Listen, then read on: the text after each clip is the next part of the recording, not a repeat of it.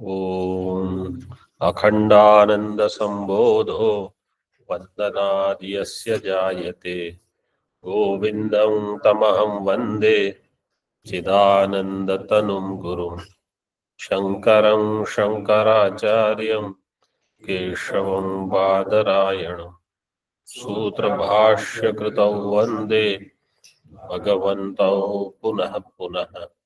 ईश्वरो गुरुरात्मेति मूर्तिभेद विभागिने व्योमवद्व्याप्तदेहाय दक्षिणामूर्तये नमः। ओम शांति शांति शांति।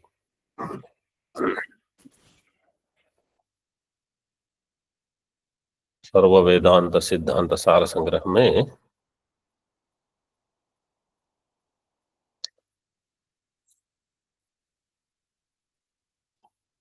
83 श्लोक में हम देख रहे थे द्वितीय पंक्ति में चोरैर, टीका में दिया था चौरई। तो चोर और चौर दोनों का समान अर्थ है, दोनों शब्द उपलब्ध हैं। तो पाठ भी चोरईरवाह वो ठीक है, तो टीका में केवल चौरई ही है, उसको चोरई ही कर दीजिए। ये 83 में, और 86 जो हम देखने वाले हैं अब, उसमें निरय गर्भावास दुख प्रवाह है। गर्भावास दो अन्य पुस्तकों में यही पाठ है,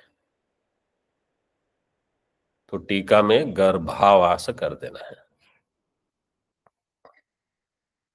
उसका अर्थ यही है गर्भवास, लेकिन मुझे लगता है जो छंद है वो वहां दीर्घ की अपेक्षा करता है।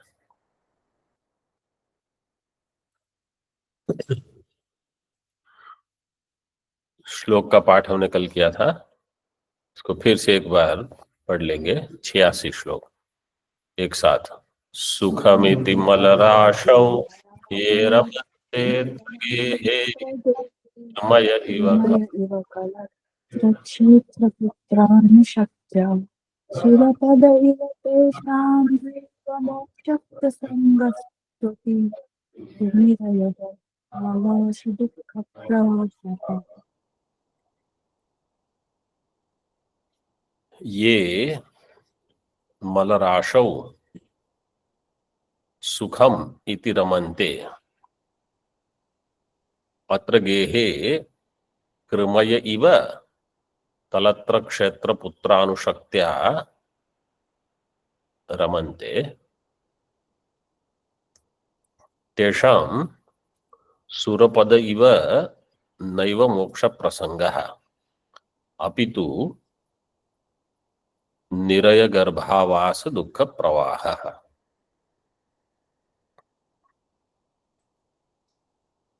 तू 2 बार हो जाएगा श्लोक में। प्रसंग है तू अपि तू, चतुर्थ पाद में।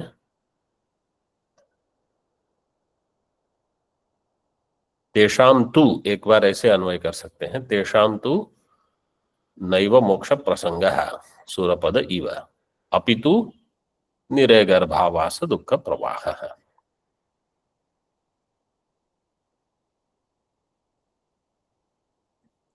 इसका अर्थ क्या है? मल राशौ, मल राशि के दो अर्थ हैं।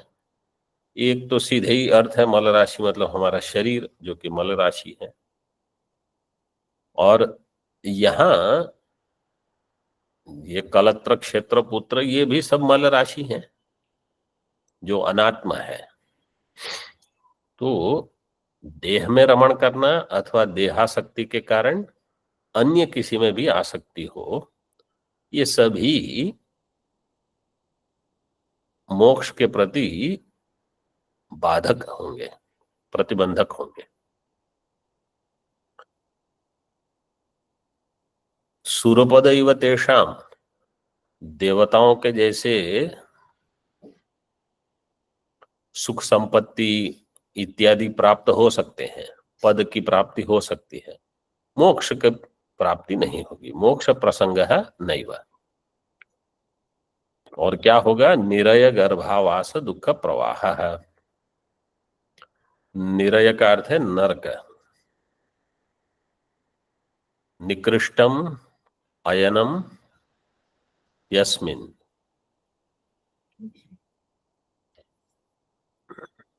यस्मिन तद निरय। मतलब निकृष्ट अयनम, जिसमें आपको नीचे उतरना है, नीचे के प्रति गमन होगा। ये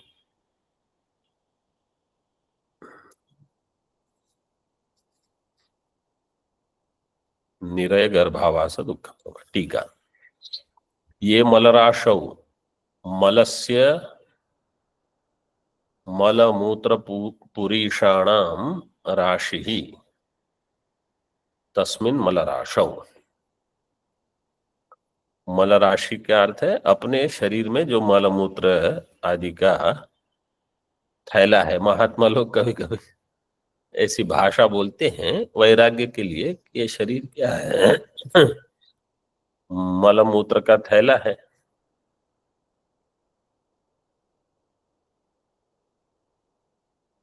मलराशौ गेहे गेहे गृहे। मलराशौ गेहे मतलब शरीर भी हो सकता है अथवा बाह्य। गृह में कलत्र क्षेत्र पुत्रानुशक्त्या। कलत्रंच, कलत्र नपुंसकलिंग शब्द है। कलत्रंच क्षेत्रंच पुत्राश्च, कलत्र क्षेत्र पुत्रास् तेषु अनुशक्त्या आसक्त्या कृमय इव कीटादि क्षुद्र जंतुवत् रमन्ते। जैसे कीड़े होते हैं वो मल राशि में बहुत आनंद लेते हैं। हम जंगल टहलने जाते हैं जब भी, तो आप लोगों ने भी देखा ही होगा शायद, वो बंदर लोगों का, बंदरों का जो मल होता है उसमें कीड़े कुछ कुछ वहां उसको खाते हैं या पता नहीं क्या करते होंगे। तो रमनते, रमण करते हैं।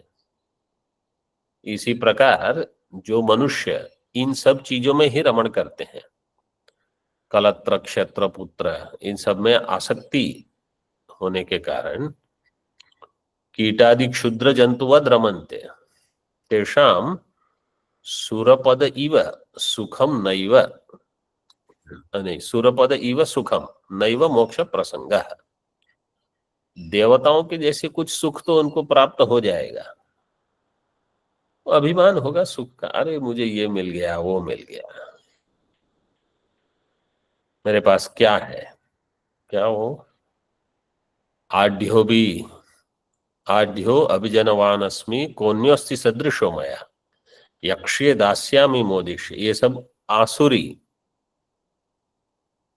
संपत्ति वाले हैं, भगवान कहते हैं। तो देवता पद भले हो लेकिन बुद्धि आसुरी होती है। सूरपद इव सुखम नैव मोक्ष प्रसंग तेषाम न स्वर्गादि सुखम अत्र वर्तते नैव मोक्ष प्राप्ति अवसर कदाचित।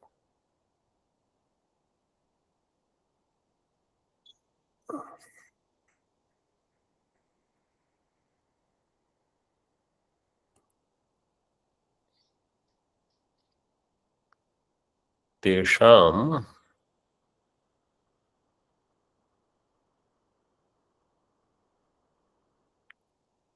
स्वर्गादि सुखम अत्र न वर्तते, ऐसे दिया है टीका में। मतलब इनको तो स्वर्गादि सुख भी नहीं मिलेगा। देवताओं को स्वर्ग का सुख होता है, इनको यहाँ का जो सुख है इसी में ये बुद्धि बनेगी कि अरे ये तो स्वर्ग ही है, ऐसे। वहां वो नकार नहीं भी होता तो चल जाता। तेषाम स्वर्गादि सुखम अत्र वर्तते, ऐसे। नैव मोक्ष प्राप्ति अवसर है कदाचिदपि, लेकिन उनको मोक्ष की प्राप्ति का अवसर नहीं होगा। क्योंकि इन सभी चीजों में जो उलझे रहते हैं वो सत्संग के लिए उनके पास समय नहीं होगा। और सत्संग में समझो पहुंच भी गए तो बुद्धि क्या होगी, क्या ये कब एक तो पूरा हो जाए जल्दी, दूसरा यहाँ किनको किनको हमको मिलना है, वो लोग तो अन्य अन्य को मिलने को पहुंच जाते हैं। बहुत जगह ऐसे ही होता है कि इनसे ये बात करनी हो, उनसे वो बात करनी हो, उनसे तो चलो वहां पहुंच जाते हैं। वो सत्संग उनको बहुत गौण रहता है उनका, तो फिर श्रवण नहीं होता।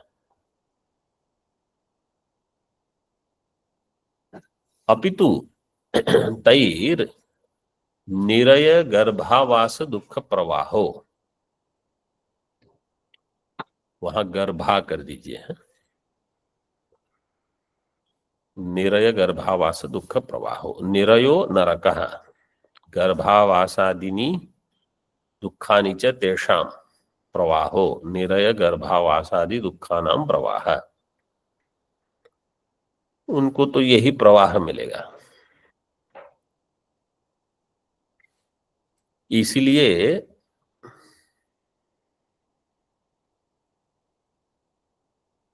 सूरपद इव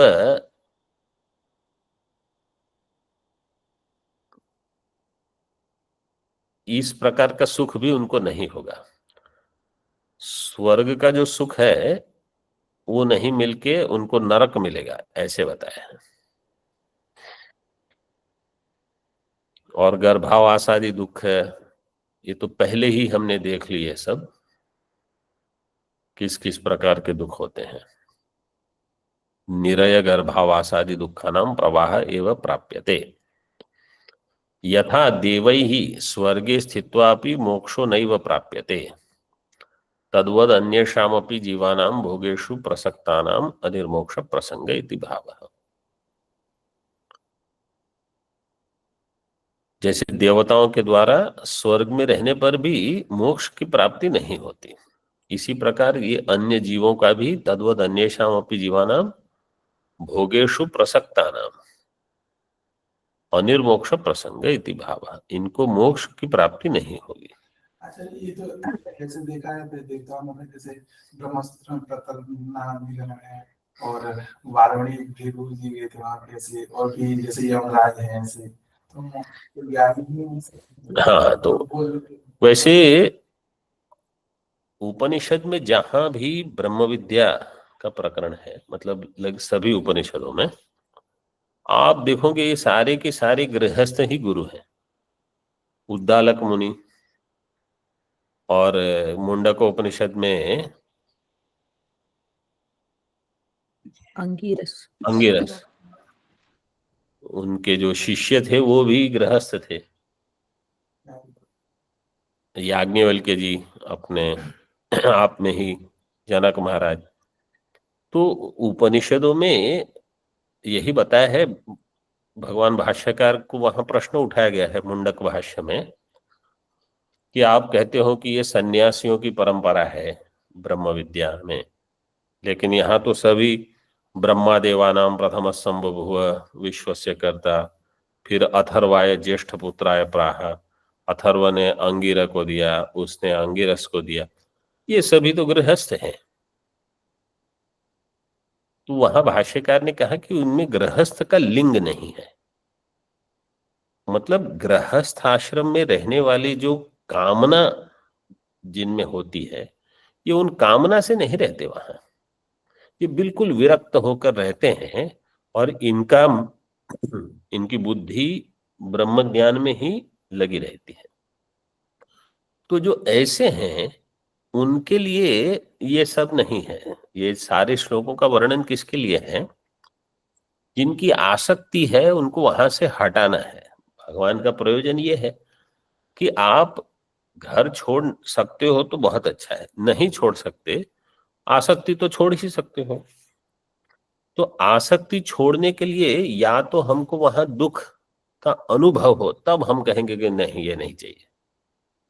लेकिन सभी को अगर दुख का अनुभव नहीं होता है तो वर्णन सुन के आपको समझ सकते हो आप कि हाँ ऐसा भी हो सकता है, ऐसा भी हुआ है, या हमारे जीवन में पहले ऐसा बहुत हुआ है।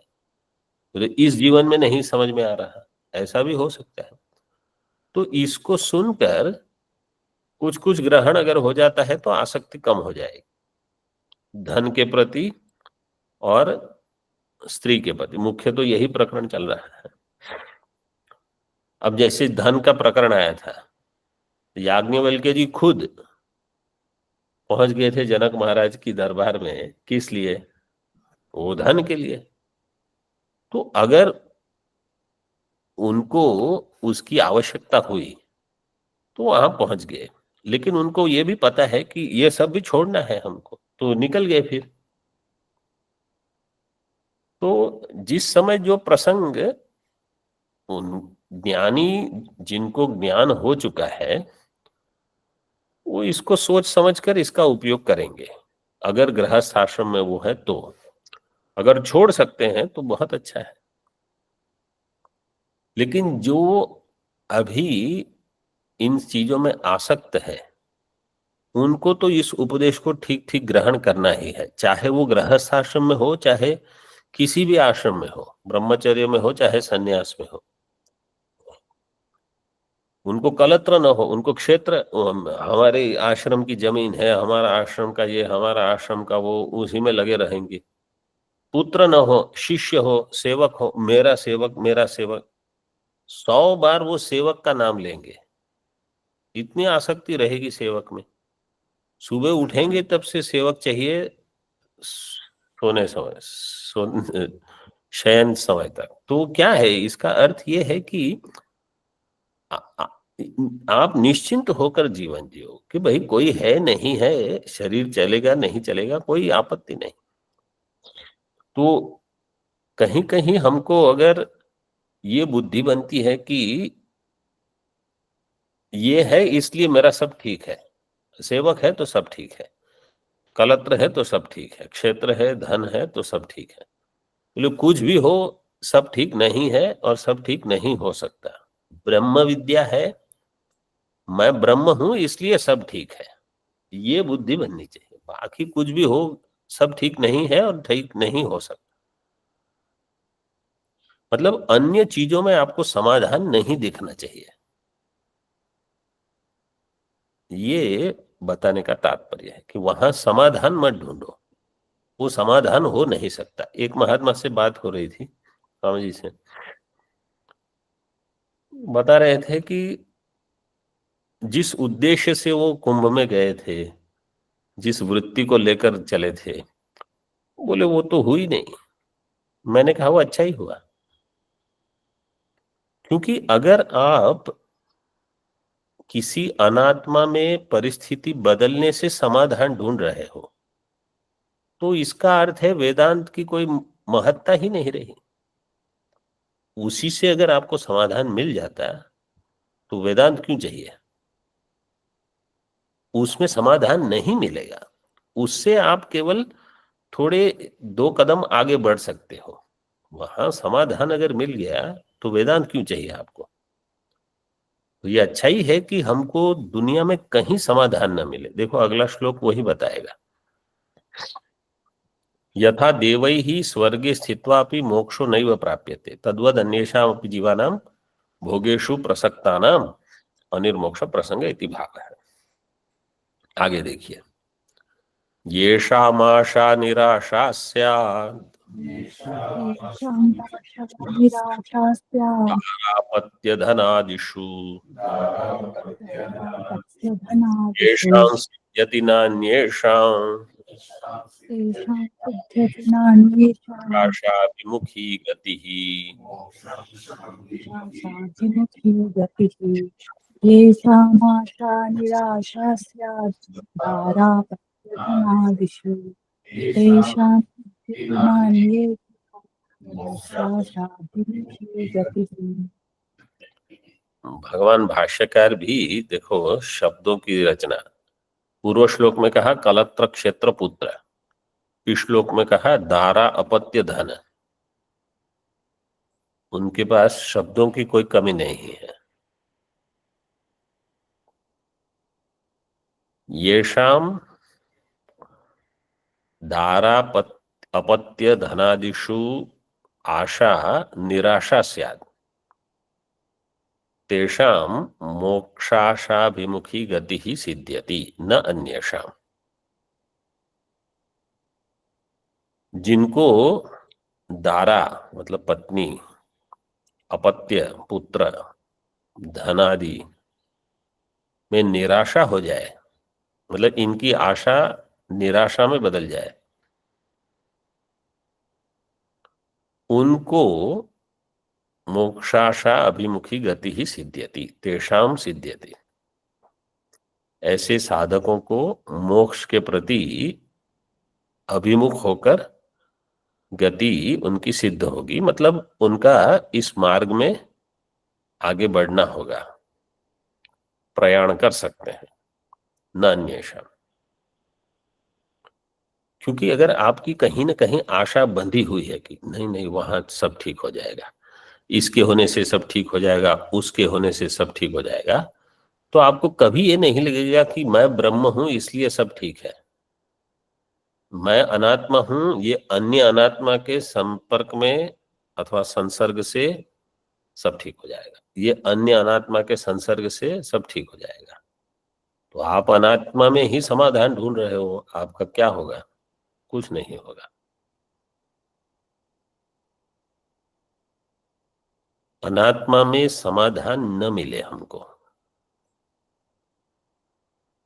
चाहे सन्यास के पहले चाहे सन्यास के बाद, अनात्मा में समाधान नहीं है। टीका देख लीजिए पहले। येषाम पुरुषाणाम दारा अपत्य धनादिषु दाराश्च अपत्यश्च अपत्यंच, दारा बहुवचन है,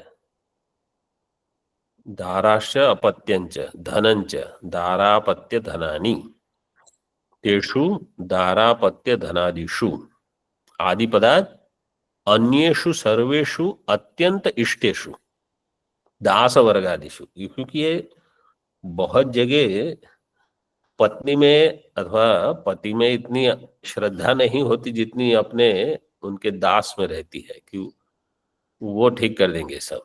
ऐसे दास वर्ग में सेवक अथवा महात्माओं में भी, तो दास वर्गादिषु इष्टेषु पद प्रतिष्ठासु, अथवा किसी पद प्रतिष्ठा, ये पद मिल जाएगा तो सब ठीक हो जाएगा। ये जो आशा है पद प्रतिष्ठासु आशा निराशा स्यात् येषाम्, जिनकी वो आशा निराशा में बदल जाए।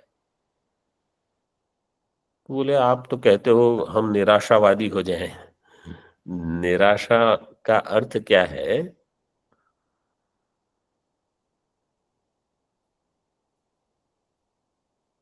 परीक्ष लोकान कर्मचितान ब्राह्मणों निर्वेदमायात नास्ति अकृत कृतेन। ये निगमन हो जाए हमारी बुद्धि में कि जो मैं चाहता हूं वो यहां नहीं मिलेगा।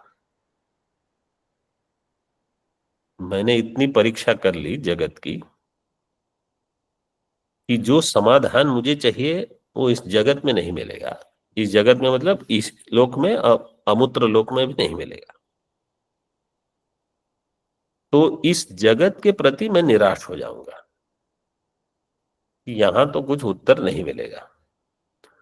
तब श्रुति कहेगी तद विज्ञानार्थम स गुरुमेवाभिगच्छेत्। अब आप गुरु के पास जाइए। तो जो इस परीक्षण के बाद अन्य अनात्मा में निराशा के पश्चात जो गुरु के पास गए हैं उनको ब्रह्म ज्ञान हो जाएगा। बाकियों को अभी कुछ यात्रा तय करनी है क्योंकि उनके परीक्षण नहीं हुआ है। गुरु के पास तो पहुंच गए अथवा कहीं से रिकॉर्डिंग उनके पास पहुंच गई, वो सुन लिया उन्होंने, लेकिन अभी वो तैयार नहीं हुए हैं कि नहीं वहां समाधान नहीं है, मतलब नहीं है। कभी कभी ऐसा लग भी जाए कि नहीं नहीं ये तो ठीक ही, अभी इसमें क्या बुराई है। नहीं, अगर वो सही हो गया तो श्रुति गलत हो जाएगी। मतलब वो तो बहुत ही भयंकर परिस्थिति है जब हमको बुद्धि में ये लगने लगे कि शास्त्र ही कहीं ना कहीं गलत है और मैं सही हूं। ये तो होना ही नहीं चाहिए। तो जिनको ये हो गया उनको श्रुति सुझाव देगी फिर कि आपको ब्रह्म ज्ञान के सिवा अन्य कहीं समाधान नहीं मिलेगा। तो निराशा का अर्थ है अब उनको मोक्ष की आशा हो गई है। विषय के प्रति निराशा मतलब मोक्ष की आशा, वही दिया है। तेषा मोक्षाशा, मोक्षाशा अभिमुखी, मोक्षस्य आशा मोक्षाशा तद अभिमुखी गति ही मोक्ष प्राप्ति इच्छा मुमुक्षुता सिद्ध्यति न अन्येषा, अन्यों को नहीं होगी। विवेक चूड़ामणि में एक श्लोक है आरंभ में ही, वैराग्यम च मुमुक्षुत्वम, वैराग्यं च मुमुक्षुत्वम तीव्रम यस्य च विद्यते, तीव्रम यस्य च विद्यते तस्मिन्नेवार्थवन्तस्यु शमदमादयः। और एक शब्द है उसमें, तस्मिन्नेवार्थवन्तस्यु, कुछ एक है शमदमादयः। मतलब जिसमें वैराग्य है और मुमुक्षुत्व है उन्हीं के शमदम की कीमत है। वैराग्य मुमुक्षुत्व नहीं है, आप कुछ व्रत कर लो, कुछ उपवास कर लो, कुछ ये कर लो वो कर, उनका कोई महत्व नहीं है। क्योंकि वो सारी चीजें जो है वो तो आप भोग के लिए तैयारी कर रहे हो, मोक्ष के लिए नहीं है वो। हाँ, तस्मिन् नेवार्थवन्तस्युः फलवन्तः शमादयः। फलवंत, अर्थवंत और फलवंत, शमदम, इन सब की वो फल तभी दे रहे हैं जब आप में मोक्ष हो, मोक्ष की इच्छा हो, वैराग्य हो। तो मोक्ष और वैराग्य जब तक तीव्र न हो जाए, वहां तो भाष्यकार ने कह दिया तीव्रम यस्य तु विद्यते, तीव्र होने चाहिए। अभी हमको तीव्रता कहाँ, आरंभ में तो नहीं होती, ऐसे ही बचपना रहता है बहुत चीजों में। जो पूर्व जन्म में बहुत साधना कर चुके हैं उनका बचपना निकल जाता है जल्दी, बाकी सब धीरे धीरे उस यात्रा में चलते हैं। कहीं देर न हो जाए, बस समय पर पहुंचना है।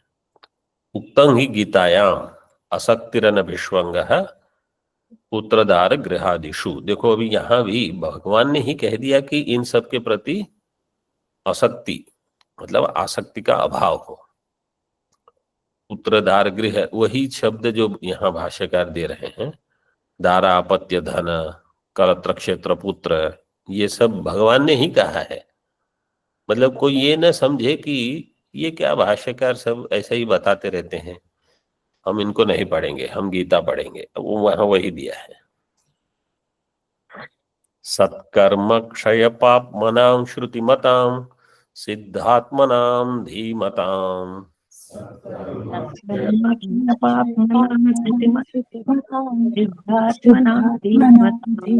इत्यादित्य पदार्थ शोधनमिदं युक्त्या मुहुः कुर्वताम्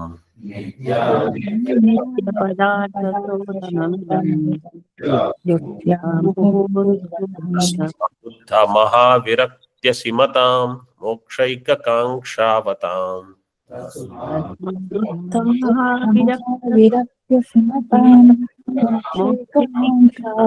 ज्ञातं सुलभं प्रियादि विषये श्वाशालताच्छेदनम् सुलभ प्रियादि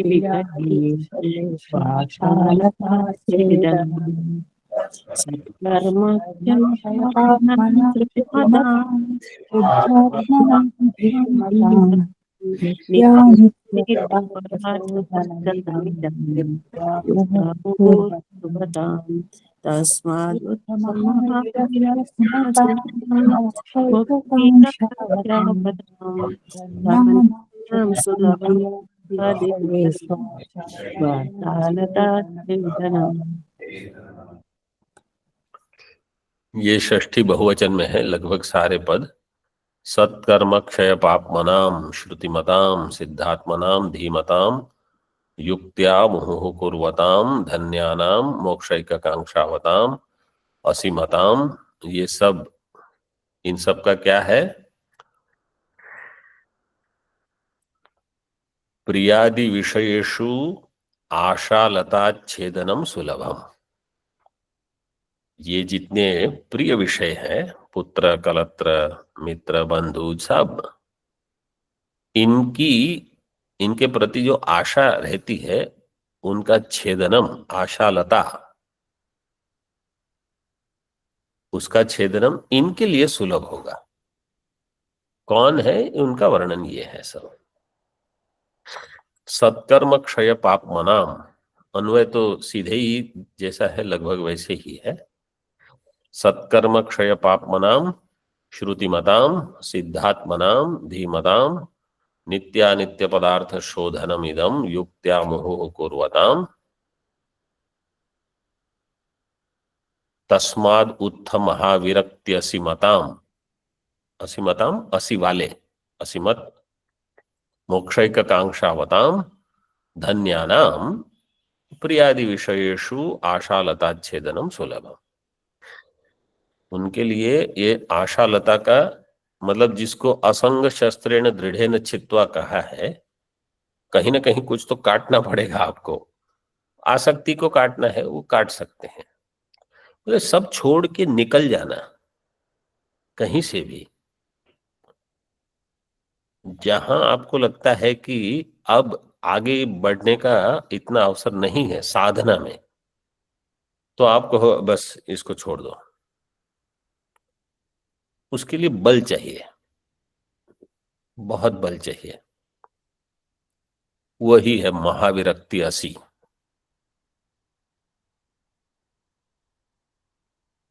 कब होगा? टीका में देखो। सत्कर्म क्षय पापमनाम, सत्कर्मणा नित्य नैमित्तिक उपासनानुष्ठानेन पापमनः क्षयो येषां ते सत्कर्म क्षय पापमानः, प्रथमा बहुवचन। ये जितने समास विग्रह, जो समास का विग्रह कैसे करते रहना, यहाँ बहुत समास के विग्रह दिए हैं, तो अभ्यास अच्छा हो जाएगा।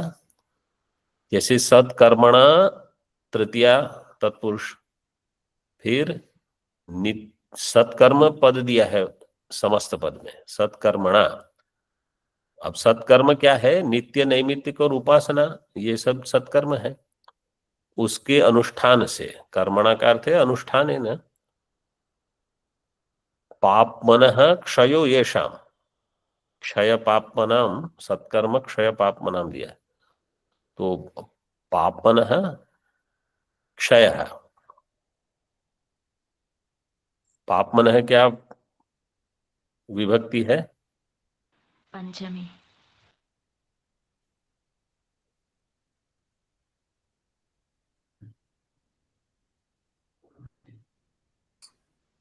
द्वितीय बहुवचन है, द्वितीय, हाँ। द्वितीय बहुवचन है। पापमनः क्षयो येषा, पापमन प्रातिपदिक है। ये सब आप अपने आप कर सकते हो। ते तो पहले जो विग्रह बनेगा वो प्रथमा में बनेगा, सत्कर्म क्षय पापमानः।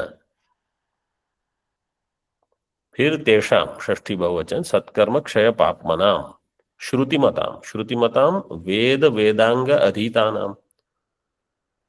तो आप जो व्यक्ति अन्य अन्य कर्म करते समय भले गृहस्थाश्रम में हो, लेकिन वेद वेदांग का अध्ययन करते रहते हैं, मतलब कुछ वेद पाठ करेंगे, कुछ अन्य स्तोत्र पाठ करते हैं, थोड़ा व्याकरण पढ़ते हैं, अन्य कर्मकांड खुद तो नहीं कर सकते, लेकिन आप बैठते हो वहां, समझो किसी पुजारी शास्त्री जी को बुलाकर कोई यज्ञ कर रहा है, बैठते हो, उनका जो संकल्प होगा ना, वो सुन के ही आपको बहुत वैराग्य हो सकता है। उसमें कहेंगे जिन्होंने ये पाप किया है, वो पाप किया है, वो पाप किया, 50 पापों का नाम लेते हैं वहां। तो ये संस्कार ऐसे बनते हैं। अन्यथा जो जैसे रामायण है, भागवत, ये तो सुन ही सकते हैं, बहुत लोग श्रवण कर सकते हैं, ये तो इससे भी वैराग्य होता है। श्रुति मताम, क्योंकि वहां क्या है, वेद का ही उपब्रह्मण है इतिहास पुराण में।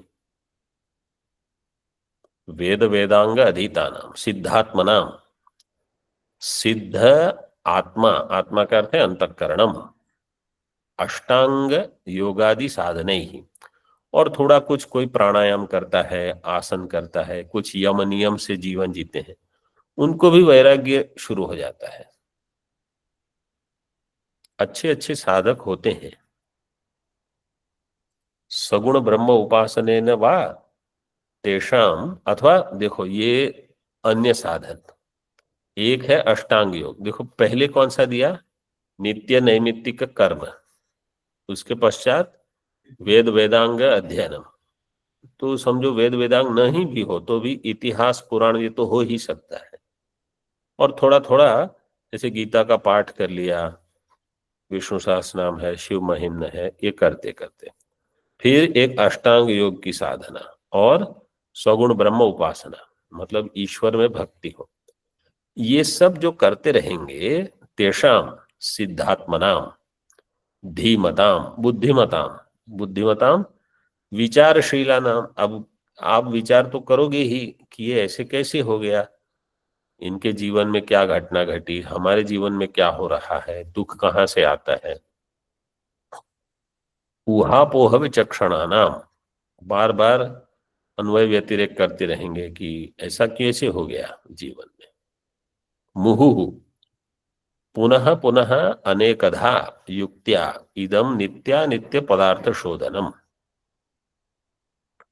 बार बार सोचते रहेंगे ये अनित्य है, ये अनित्य है। नित्य का ज्ञान भले न हो, लेकिन जो जो उपलब्ध है वो भी तो बनती रहेगी। नित्यानित्य विवेकम कुर्वताम तस्मात् विवेकाद उत्थ महाविरक्त्यसिमताम।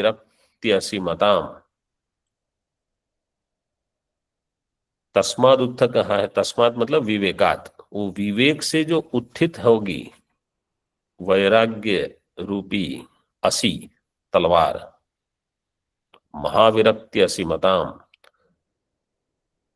उत्था उदिता महती च असौ विरक्तिर महाविरक्तिर, उत्था च असौ महाविरक्ति ही उत्थ महाविरक्ति ही, कर्मधारय किए हैं सब। उत्था का अर्थ है उदिता, महाविरक्ति महती च असौ विरक्ति ही महाविरक्ति ही, फिर उत्था के साथ उसका कर्मधारय समास किया। महाविरक्ति ही उत्थ महाविरक्ति ही, सा एव असी ही, वही असी है, उत्थम महाविरक्ति असी ही, सा एषाम अस्ति इति उत्थम महाविरक्ति असी मनता। देखो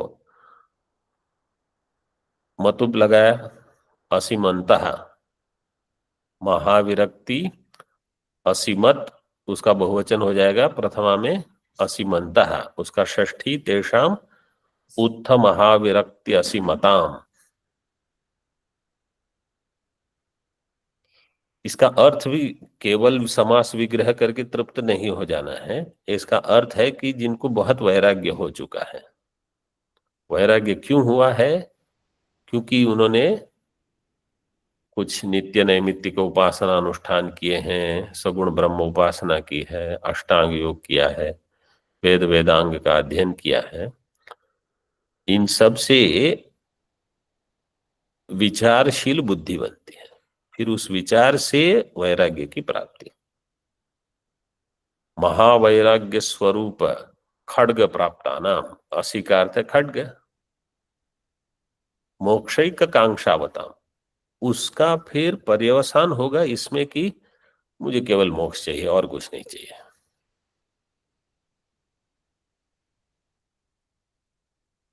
मोक्ष एव आकांक्षा, मोक्ष एव एक आकांक्षा, येषां ते मोक्षैक कांक्षावन्तः, मोक्षैकाकांक्षावन्तः, मोक्ष एक आकांक्षा जिसकी है, तेषां मोक्षैक कांक्षावताम धन्यानाम, धन्याष्टकम में बहुत सारे धन्यों का लक्षण है, ये धन्य है। भाग्यवताम साधकानाम मुमुक्षुणाम प्रियादि विषयेषु, प्रिय क्या होते हैं, देखो प्रियादि विषय में प्रिय मोद प्रमोद ऐसे भी अर्थ कर सकते थे, लेकिन यहां अभी उसका प्रकरण नहीं है, आवश्यक भी नहीं है, इसलिए पुत्र वित्त लोक ये सब प्रिय हैं, कोई अधिक प्रिय हो कुछ कम प्रिय हो। पुत्र वित्त लोकेशु आशालता छेदनम, आशा का अर्थ है आसक्ति अथवा समीचीनत्व बुद्धि कि ये समीचीन है।